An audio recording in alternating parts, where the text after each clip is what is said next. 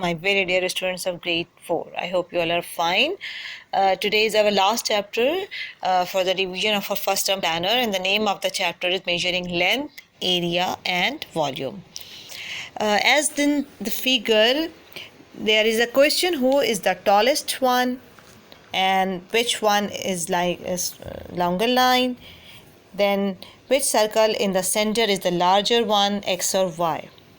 Actually ये chapter आपकी physics से रिलेटेड है और जिसमें मुख्तलिफ़ चीज़ों की मेजरमेंट, चाहे वो लेंथ के हिसाब से हो, एरिया के हिसाब से हो या वॉल्यूम के हिसाब से हो, वो इस चैप्टर में डिस्कस किया गया है।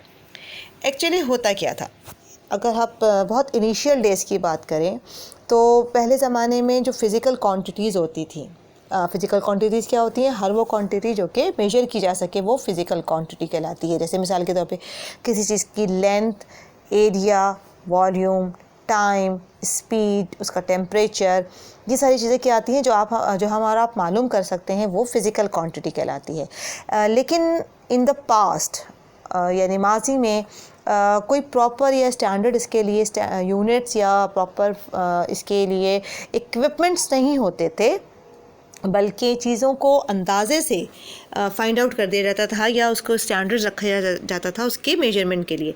अब जैसे आप यहाँ देख सकते हैं कि यहाँ पर एक हाथ का यहाँ पर तस्वीर शो की गई है, या इसी तरह से यहाँ पर अगर हम और भी इस पर तस्वीरें देखें तो इसमें आपको नज़र आ रही है कि एल्बो की मदद से या किसी भी जार की मदद से, आवर ग्लास की मदद से या अपने आर्म्स की मदद से इस तरह से चीज़ों को स्टैंडर्ड बना दिया गया था कि एक उंगली होगी तो इस बराबर होगी, अगर एक हाथ है तो इतना होगा, एक एल्बो है तो इतना होगा। यानी ये पुराने ज़माने के मेजरमेंट के स्टाइल्स थे या पुराने ज़माने के मेजर के इक्विपमेंट्स थे। कोई प्रॉपर इक्विपमेंट नहीं थे, इन्हीं तरीके से चीज़ों को मेजर किया जाता था। अब जबकि with the advancement of knowledge of science the human being has been able to develop lots and lots of advanced equipments, छोटी से छोटी, बारीक से बारीक चीज़ों को भी फाइंड आउट करने के लिए, ज़्यादा से ज़्यादा और कम से कम सारी चीज़ों को फाइंड आउट करने के लिए, मेजर करने के लिए मुख्तलिफ इक्विपमेंट्स जो हैं वो तैयार कर लिए गए हैं या डिस्कवर किए गए हैं। जैसे अगर हमारे पास टेम्परेचर फाइंड आउट करना है तो वी हैव गॉट थर्मामीटर। कोई लिक्विड चीज़ अगर हमने फाइंड आउट करनी है तो उसके लिए सिलेंडर्स मौजूद हैं।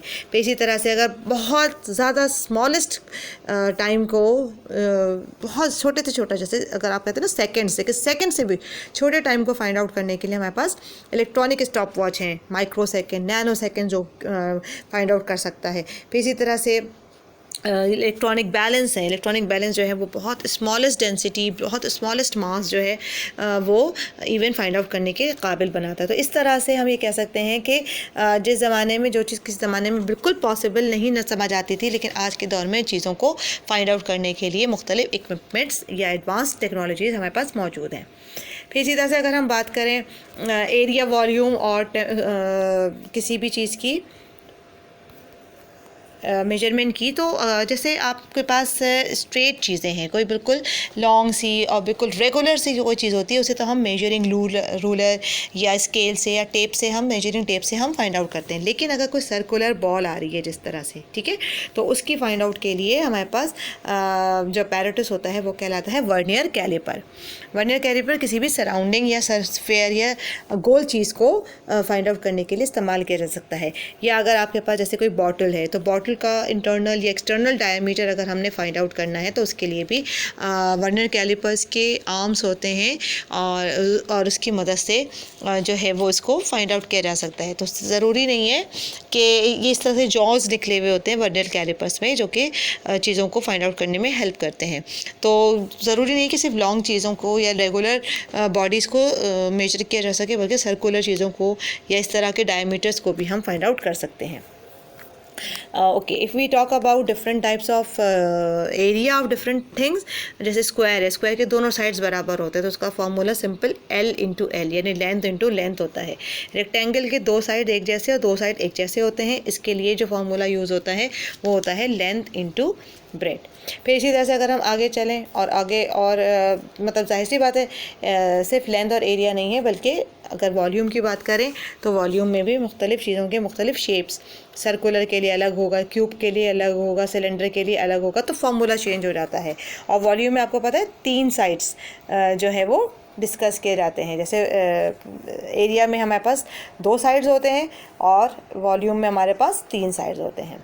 अच्छा, अगर हम किसी लिक्विड की बात करें तो लिक्विड में अगर आप यहाँ पे देखें तो आपके पास मेनिस्कस होते हैं। जो सरफेस लेयर होती है किसी भी लिक्विड की, वो मेनिस्कस कहलाती है।